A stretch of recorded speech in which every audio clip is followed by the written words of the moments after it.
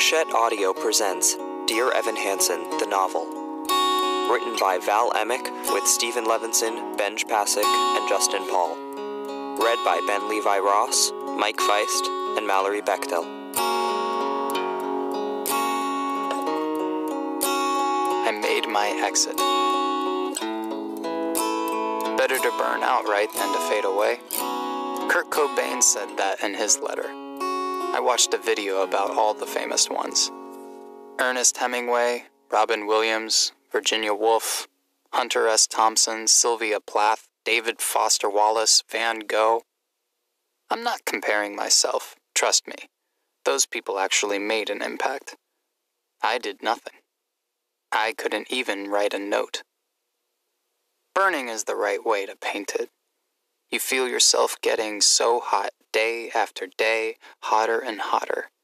It gets to be too much, even for stars.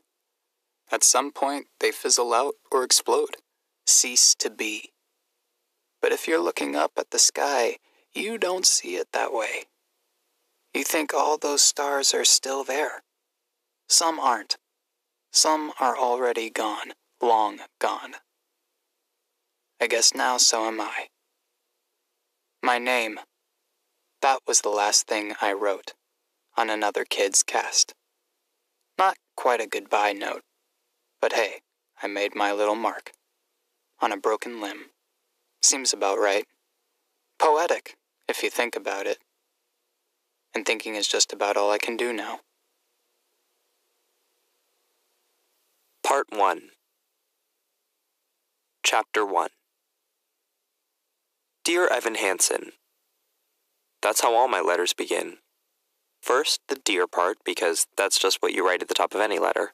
That's standard. Next comes the name of the person you're writing to. In this case, it's me.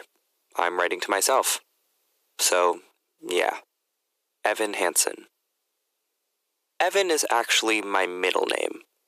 My mom wanted me to be Evan, and my dad wanted me to be Mark, which is his name. My dad won the battle, according to my birth certificate, but my mom won the war. She has never called me anything other than Evan. As a result, neither has my dad. Spoiler alert, my parents are no longer together. I'm only Mark on my driver's license, which I never use, or when I'm filling out job applications, or when it's the first day of school, like today. My new teachers will call out Mark during attendance, and I will have to ask each one to please call me by my middle name. Naturally, this will have to be done when everyone else has vacated the room. There are 1,000,010 things from the subatomic to the cosmic that can rattle my nerves on a daily basis, and one of those things is my initials, M-E-H, like the word, meh. Meh is basically a shoulder shrug, and that pretty much sums up the reaction I get from society at large. As opposed to the surprise of oh, or the wow of ah, or the hesitation of or the confusion of huh. Meh is pure indifference. Take it or leave it. Doesn't matter. No one cares. Mark Evan Hansen? Meh. But I'd rather think of myself as which is more like seeking approval, waiting for confirmation. Like, how about that Evan Hansen, eh? My mom says I'm a true Pisces. The symbol for a Pisces is two fish tied together trying to swim in opposite directions. She's into all that astrology crap. I installed an app on her phone that displays her daily horoscope. Now she'll leave me handwritten messages around the house saying things like, "Step outside your comfort zone." Or she'll cram the day's message into our conversations. Take on a new challenge. A business venture with a friend looks promising. It's all nonsense if you ask me, but I guess for my mom, her horoscopes give her some hope and guidance, which is what my letters are supposed to give me. Speaking of which, after the greeting comes the actual meat of the letter, the body. My first line is always the same. Today is going to be an amazing day, and here's why.